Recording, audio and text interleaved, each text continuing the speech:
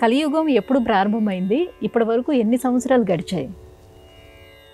ఏ దినమున వైకుంఠుడు మేదినిపై దాల్చినట్టి మేను వదలినాడా దినమున అశుభ ప్రతిపాదకమగు కలియుగంబు ప్రాప్తంబయ్యనని భాగవతం చెబుతుంది.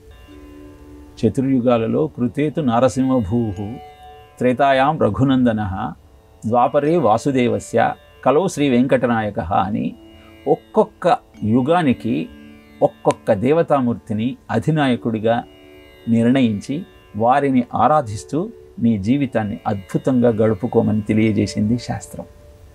కలియుగం ప్రారంభమై ఇప్పటికీ 5125 సంవత్సరాలు అయింది.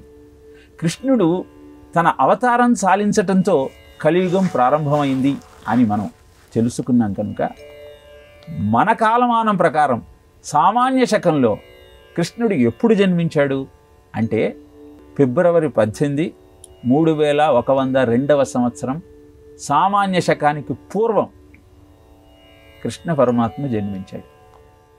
ఆ స్వామి అవతారాన్ని పరిసమాప్తం చేసి ఈ 2125వ సంవత్సరానికి 5127 సంవత్సరాలు అవుతుంది.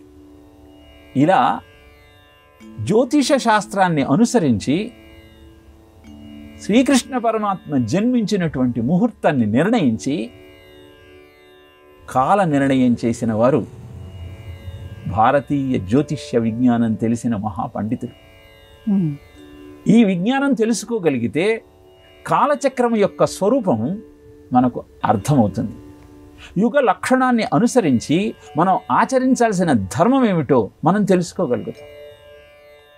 కలియుగ లక్షణమే అబద్ధం చెప్పటము, కఠినంగా మాట్లాడటం, జూతము, పానము, సుర, స్త్రియ ఇలాంటి సప్త వ్యసనాలలో తేలియాడటం.